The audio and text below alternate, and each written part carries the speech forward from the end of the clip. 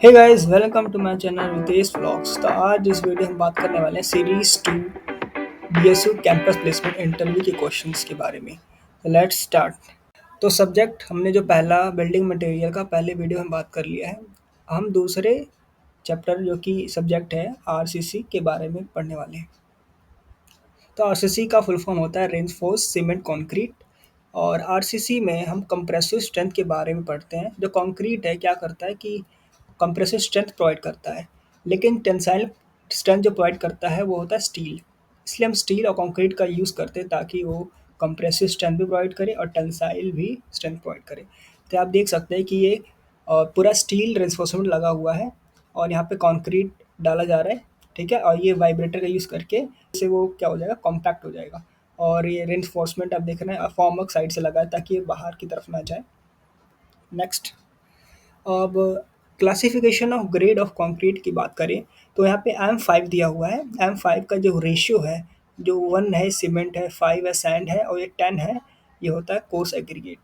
तो ये सभी चीज़ें बहुत ज़्यादा इंपॉर्टेंट, ये याद करना ज़रूरी है रेशियो, जो कि ज़्यादातर M20 M25 ज़्यादा पूछते हैं इंटरव्यू के अंदर कि M20 का रेशियो क्या होता है कि 1:1.5:3 ये रेशियो होता है M20 का। M25 का इसी तरह 1:1:2। ये सभी चीज़ें बहुत ज़्यादा ज़रूरी हैं, ठीक है। और कंक्रीट कवर की बात करते हैं तो जैसे कि कंक्रीट कवर है, यहाँ पे आप देख सकते हैं 4 रिइंफोर्समेंट लगे हैं, ठीक है, और टाई बार्स स्टीरअप्स लगे हुए हैं और ये कंक्रीट है। तो इसी कंक्रीट में मतलब कितना थिकनेस होना चाहिए, इसी के बारे में कंक्रीट कवर बताता है कि जैसे कि फुटिंग है, फुटिंग के अंदर 50 कंक्रीट का कवर होता है, column 40 shear wall 25 beams 25 slab 15 और फ्लैट स्लैब 20 स्टेयरकेस 15 जो स्टेयरकेस वाला है ये पूछा गया था सैमसंग के इंटरव्यू में कि स्टेयरकेस का कितना कंक्रीट कवर होता है, 15 होता है। तो सभी ज़्यादा इंपॉर्टेंट है, ठीक है। कवर की बात कर तो ये देख रहे हैं आपको रिइंफोर्समेंट लगा हुआ है, इसके साइड में जो कंक्रीट लगा है एक्स्ट्रा उसे हम कहते हैं कंक्रीट कवर। नेक्स्ट, अब बात करते हैं शॉर्ट कॉलम और लॉन्ग कॉलम। ये बहुत ज़्यादा इंपॉर्टेंट है, ये भी पूछे थे कि जैसे कि शॉर्ट कॉलम का यूज़ कहाँ होता है और लॉन्ग कॉलम का यूज़ कहाँ होता है। वो कॉलम होता है और जो हॉरिजॉन्टल में होता है वो होता है बीम, ठीक है। तो शॉर्ट कॉलम का यूज़ जब किया जाता है जब 12 जो वैल्यू है उससे कम होती है और 12 से ज़्यादा होती है तो लॉन्ग कॉलम यूज़ किया जाता है। तो शॉर्ट कॉलम के आप एग्जाम्पल भी दे रखा है, 12 से ज़्यादा है तो लॉन्ग कॉलम और 12 से कम है तो शॉर्ट कॉलम, ठीक है। और ये आपको दिख रहा है बीम है, ये स्टीरअप्स लगे हुए हैं, ये रेन्फोर्समेंट बार बोलते हैं। और ये टाइज भी और कॉलम, ये बीम है, ये है कॉलम। और यहाँ पे आप देख सकते हैं कि यहाँ पे जो रेन्फोर्समेंट है या क्या एक बार है जो कि एक इसको बेंड किया गया है, बेंड में मोड़ा गया है और यहाँ पे भी मोड़ा गया है। तो आप देख सकते हैं यहाँ पे एक 90 डिग्री मोड़ा गया है और यहाँ पे 45 डिग्री मोड़ा गया है। तो ये भी चीज़ें बहुत ज़्यादा ज़रूरी है, ठीक है। आगे चलते हैं। और जो टेस्ट होते हैं आरसीसी के अंदर वो होता है स्लम टेस्ट, जिसके अंदर एप्रेटिस यूज़ किया जाता है। स्लम कोन, जैसे फ्रस्टम ऑफ कोन जो कि 300 होता है हाइट में। तो ये एग्जांपल दिया हुआ है, जैसे कि सबसे पहले हमने स्लम कोन के अंदर कंक्रीट भरना स्टार्ट किया जो कि 3 लेयर्स में भरते हैं। पहले भरा, उसके बाद सो डैम्पिंग रॉड है ये, इससे हम इसे अच्छे से कॉम्पैक्ट करते हैं 35 बार, ठीक है।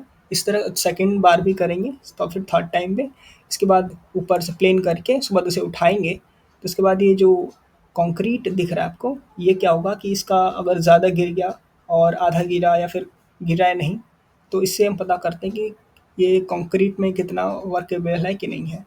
और इसी तरह ये टेस्ट देख सकते हैं, ये कंक्रीट का यूज़ किया गया है यहाँ पे टेस्ट करने के लिए, ऊपर से मेज़र करते हैं। तो यही चीज़ें होती हैं। और ये बाकी टेस्ट हैं जैसे कि यहाँ पर flow table test, slump test, compaction factor test, VB test, ये सारे टेस्ट हैं कंक्रीट के। अब बात करते हैं design of steel structure. Design of steel structure में यहाँ पे बोल्ट का यूज़ किया जाता है और इसमें जॉइंट्स भी होते हैं। ये बोल्ट के नाम हैं, जैसे कि यहाँ पे बोल्ट है, यहाँ पे नट है, ये फास्ट वॉशर है इसी तरह। अब अगला देखते हैं कि ये lap joint, double lap joint, butt joint.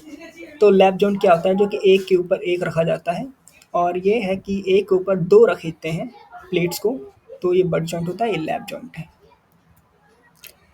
है आपको पता है कि जैसे कि ये क्या है, रेन्फोर्समेंट इसे बार बोलते हैं, लोहे की छड़, ठीक है। और ये यूज़ किया जाता है स्लैब के अंदर भी, जो कि आरसीसी कहते हैं। और जैसे कि आप देख सकते हैं कि वन वे स्लैब में कब यूज़ करते हैं और टू वे स्लैब कब यूज़ करते हैं, ठीक है। जैसे यहाँ पे दो मोर देन टू है तो वन वे स्लैब, और लेस देन टू है तो टू वे स्लैब यूज़ करते हैं। और प्रॉपर्टीज़ की बात करें तो जो स्टील है उसका ग्रेड होता है, जैसे कि हम सीमेंट का ग्रेड हमने पढ़ा था, वैसे ही स्टील का भी ग्रेड होता है, जो कि 415, FE 415, FE 500, इसी तरह सभी सभी होते हैं। तो इनका क्या एक स्ट्रेंथ होता है, टेंसाइल स्ट्रेस, जैसे अल्टीमेट भी होता है, यील्ड स्ट्रेस होता है। तो ये वैल्यूज़ पता होनी चाहिए, ठीक है। एलोंगेशन का मतलब है कितना वो एलोंगेट हो सकता है, इलास्टिसिटी। और स्ट्रेस स्ट्रेस और स्ट्रेन कर्व भी पता होना चाहिए, कि जब हम स्टील का यूज़ करते हैं तो जो डक्टिलिटी होती है, जो कि हम उसे एक लंबे से खींच सकते हैं, इसे इलास्टिसिटी जिसे बोलते हैं। तो वही ये चीज़ बताता है स्ट्रेन और स्ट्रेस को कर्व में। जैसे पहले क्या होता है कि इलास्टिक प्रोपोर्शनल लिमिट होता है, जैसे आप पे ज़ीरो से ए दे सकते हैं कि प्रोपोर्शनल लिमिट है, उसके बाद इलास्टिक लिमिट होता है, फिर यील्ड पॉइंट होता है, उसके बाद अल्टीमेट टेंसाइल स्ट्रेंथ। तो मैक्सिमम जो टेंसाइल स्ट्रेंथ यहाँ पे आती है। नेक्स्ट, यहाँ आप देख सकते हैं डेवलपमेंट लेंथ। जब एक कॉलम के अंदर एक बीम को हम डालते हैं तो क्या उसे कहते हैं डेवलपमेंट लेंथ। ये बीम आपको दिख रही है, कॉलम है, ठीक है, ये मेन बार्स है। तो एक फॉर्मूला इसका आता है LD इक्वल टू, ये फॉर्मूला है, और ये है डेवलपमेंट लेंथ का। और ये साइड में आपको दिख रहा है, ये है वेट निकालने का बार का। जैसे कि डाया ऑफ बार क्या होता है, जैसे कि यहाँ पे एग्जांपल देख सकते हैं, ये डाया ऑफ बार है, ठीक है, 12 mm, 14 mm, 16 mm, 18 mm। तो यहाँ पे डी की जगह हम रखते हैं, उसके बाद 162 से डिवाइड कर देते हैं। अगर 1 मीटर हो तो एक यहाँ पे लिखेंगे एल की जगह, तो इससे हमें वैल्यू पता चल जाती है कितना केजी का। तो एग्जाम्पल यहाँ पे लिख रखा है, जैसे कि 10 mm का है तो 0.62 की जो केजी होता है, इसी तरह बाकी सब भी हैं। और ये फॉर्मूला आपने देख सकते हैं, यहाँ पे भी यहाँ पे निकाल के रखा है, ठीक है। नेक्स्ट, इम्पॉर्टेंट पॉइंट्स हैं जो कि बहुत ज़्यादा ज़रूरी हैं, जैसे कि थिकनेस ऑफ स्लैब कितना होता है, 125 mm। Number of bricks required for 1 metre cube, 1 metre cube में कितने ब्रिक्स का यूज़ किया जाता है, तो 550। M20 ग्रेड का मिक्स रेशियो क्या होता है, तो 1:1.5:3। Cement, sand and aggregate.